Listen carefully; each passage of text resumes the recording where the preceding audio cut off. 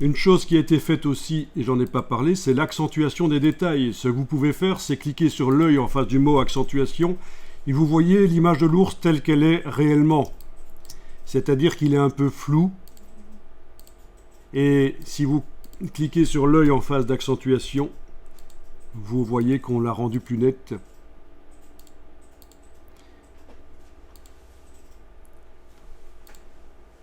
Bon, désactivez temporairement l'accentuation pour voir l'image telle qu'elle est vraiment, avec toutes les nuances de flou sur le bord.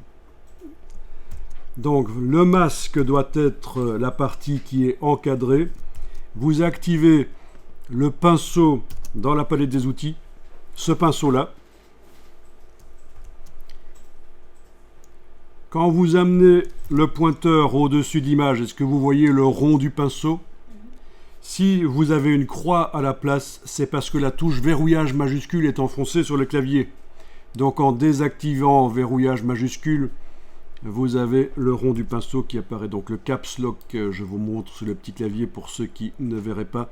Si cette touche-là est enclenchée sur le clavier, on ne voit pas la dimension du pinceau. Il fonctionne comme un pinceau avec la dimension qu'il a réellement, mais on ne le voit pas avant de l'utiliser. Alors ici, on va modifier la dimension du pinceau et son flou, sa valeur de flou. Donc, vous allez sur le clavier enfoncer et garder enfoncé les touches CTRL et ALT.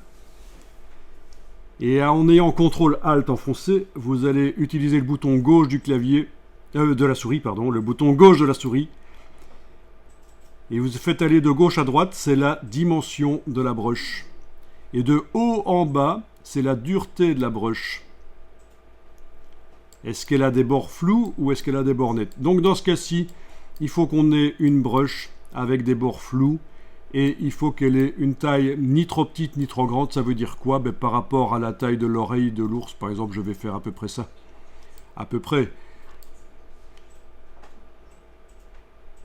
Et donc plutôt une brosse à bord flou. Voilà.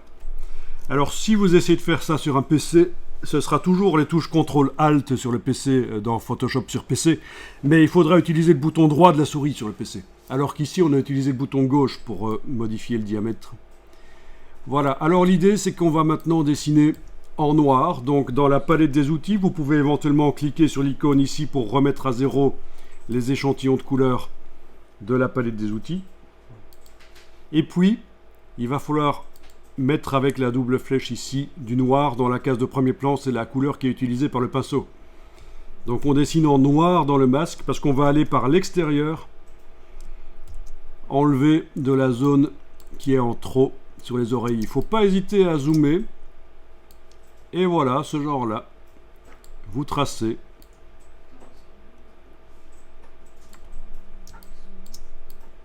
Alt roulette pour zoomer. Vous allez modifier éventuellement la taille de la brush. Si vous faites une erreur, vous pouvez faire un commande Z, CMDZ sur le Mac. Sur le PC, ce sera évidemment CTRL Z. Voilà.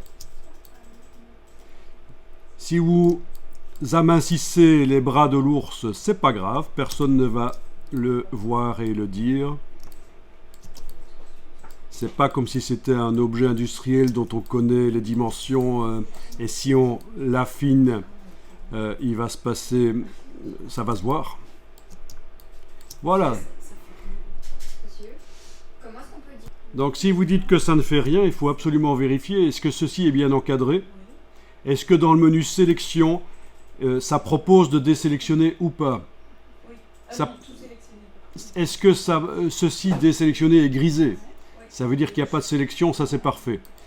Quand on active le pinceau, est-ce que dans la barre d'options là au-dessus, est-ce qu'il est indiqué que c'est une application normale à opacité 100%? Donc en fait le problème c'est que c'est pas le bon pinceau que tu utilises, tu as activé celui-là. Donc c'est celui-là qu'il fallait utiliser, donc tu aurais dû me dire que tu ne le trouves pas. En fait, il faut garder le bouton de la souris enfoncé sur cette icône. Toi, tu as le crayon sans doute. Donc, on va garder le bouton de la souris enfoncé. On va aller chercher le pinceau qui est derrière. Oui, quand vous avez un petit triangle près de l'icône de l'outil, ça veut dire qu'il y en a d'autres qui sont cachés derrière. Alors, voilà.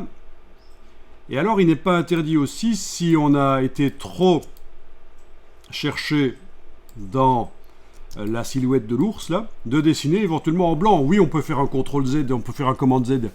Mais vous pouvez aussi faire ceci. Si vous enfoncez la touche X sur le clavier, ça inverse les cases. On dessine maintenant avec du blanc. C'est la même chose que de cliquer sur la double flèche. C'est la touche X sur le clavier. Et quand vous amenez du blanc dans le masque, ça va faire apparaître. Là, je vais continuer à travailler le bord. Donc, touche X, je travaille en noir. Et voilà. Et vous voyez, on donne une impression de bord flou sur l'ours. On n'a pas besoin que chaque poil soit visible séparément dans ce cas-ci. Alors oui, si c'était pour faire du e-marketing, pour montrer un objet qu'on vend, il faudrait montrer que ce sont des poils séparés. Mais là, ça va passer. Ça va passer. Touche X, je vais un peu voir si je peux rendre plus net tout ça. Un peu. Vous voyez, on s'en fait pas. Hein, on a quand même quelque chose de mieux qu'avant.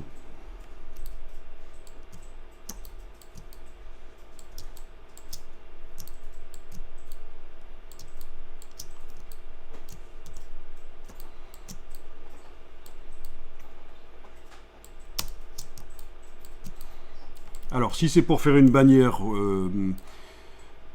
pour une annonce ou quoi, c'est sûr que on va devoir réduire la taille, le nombre de pixels, et ce qu'on fait là, les détails qui se voient se verront encore moins, quoi.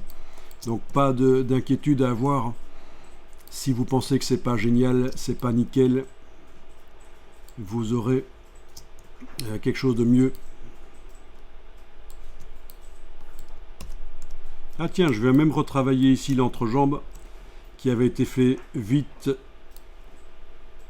Je vais mettre du flou, oui, en dessinant en blanc pour faire réapparaître du bord. Voilà, pourquoi pas, voilà.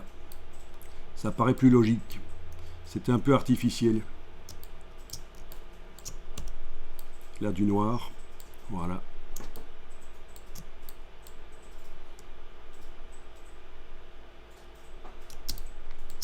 Bien. Quand vous avez fait ça, vous enregistrez.